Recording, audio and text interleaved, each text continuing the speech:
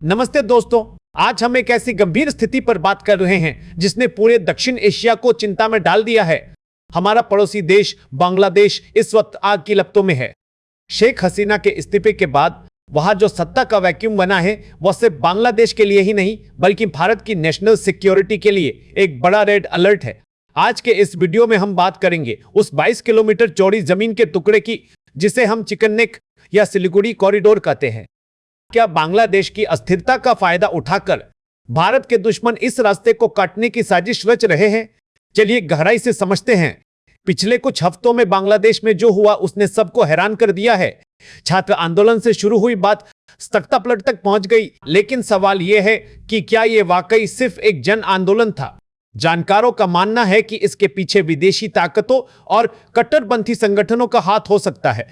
जब किसी देश की बागडोर अचानक ढीली पड़ती है तो वहां की इंटेलिजेंस एजेंसियां और मिलिट्री भी अलग तरह से रिएक्ट करती हैं। भारत के लिए सबसे बड़ी चिंता यह है कि शेख हसीना की सरकार भारत के साथ सुरक्षा के मोर्चे पर काफी सहयोग करती थी, लेकिन अब वहां कौन पावर में आएगा यह अनिश्चित है। अब बात करते हैं भारत के सबसे संवेदनशील हिस्से की, सिलीगुड़ी कॉरिडोर। आप मैप पर देखिए, यह भारत का वो हिस्सा है जो बाकी देश को हमारे 8 पूर्वोत्तर राज्यों से जोड़ता है। इसकी चौड़ाई कहीं कहीं सिर्फ 20 से 22 किलोमीटर है। इसके एक तरफ नेपाल है, दूसरी तरफ बांग्लादेश और उत्तर में भूटान और चीन।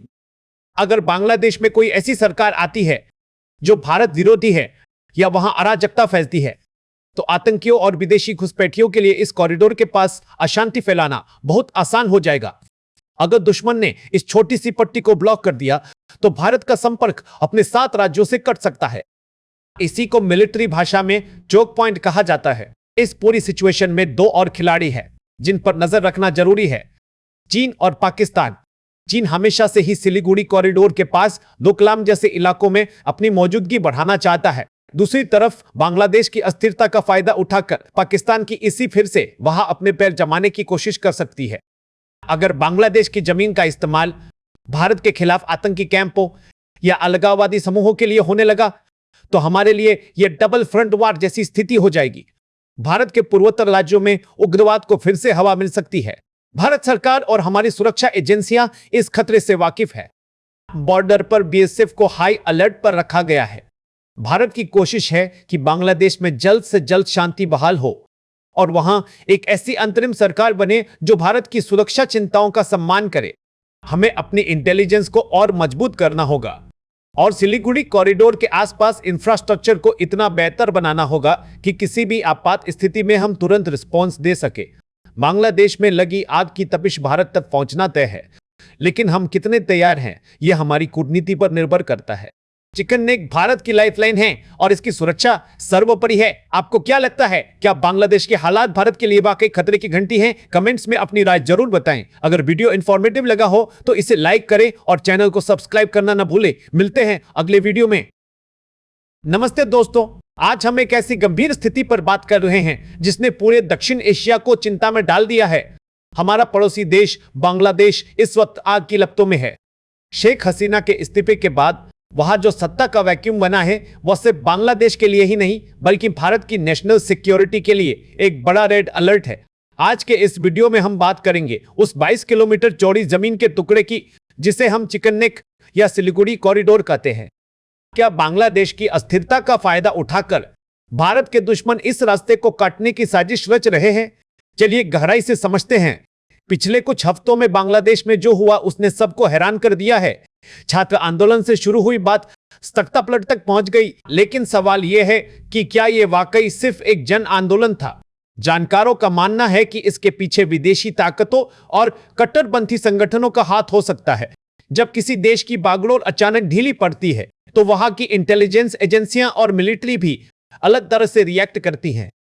भारत के लिए सबसे बड़ी चिंता यह है कि शेख हसीना की सरकार भारत के साथ सुरक्षा के मोर्चे पर काफी सहयोग करती थी, लेकिन अब वहां कौन पावर में आएगा यह अनिश्चित है। अब बात करते हैं भारत के सबसे संवेदनशील हिस्से की, सिलीगुड़ी कॉरिडोर। आप मैप पर देखिए, यह भारत का वो हिस्सा है जो बाकी देश को हमारे 8 पूर्वोत्तर राज्यों से जोड़ता है। इसकी चौड़ाई कहीं कहीं सिर्फ 20 से 22 किलोमीटर है। इसके एक तरफ नेपाल है, दूसरी तरफ बांग्लादेश और उत्तर में भूटान और चीन। अगर बांग्लादेश में कोई ऐसी सरकार आती है जो भारत विरोधी है या वहां अराजकता फैलती है, तो आतंकियों और विदेशी घुसपैठियों के लिए इस कॉरिडोर के पास अशांति फैलाना बहुत आसान हो जाएगा। अगर दुश्मन ने इस छोटी सी पट्टी को ब्लॉक कर दिया तो भारत का संपर्क अपने 7 राज्यों से कट सकता है। इसी को मिलिट्री भाषा में चोक पॉइंट कहा जाता है। इस पूरी सिचुएशन में 2 और खिलाड़ी हैं जिन पर नजर रखना जरूरी है, चीन और पाकिस्तान। चीन हमेशा से ही सिलीगुड़ी कॉरिडोर के पास डोकलाम जैसे इलाकों में अपनी मौजूदगी बढ़ाना चाहता है। दूसरी तरफ बांग्लादेश की अस्थिरता का फायदा उठाकर पाकिस्तान की इसी फिर से वहां अपने पैर जमाने की कोशिश कर सकती है। अगर बांग्लादेश की जमीन का इस्तेमाल भारत के खिलाफ आतंकी कैंपों या अलगाववादी समूहों के लिए होने लगा तो हमारे लिए यह डबल फ्रंट वार जैसी स्थिति हो जाएगी। भारत के पूर्वोत्तर राज्यों में उग्रवाद को फिर से हवा मिल सकती है। भारत सरकार और हमारी सुरक्षा एजेंसियां इस खतरे से वाकिफ है। बॉर्डर पर बीएसएफ को हाई अलर्ट पर रखा गया है।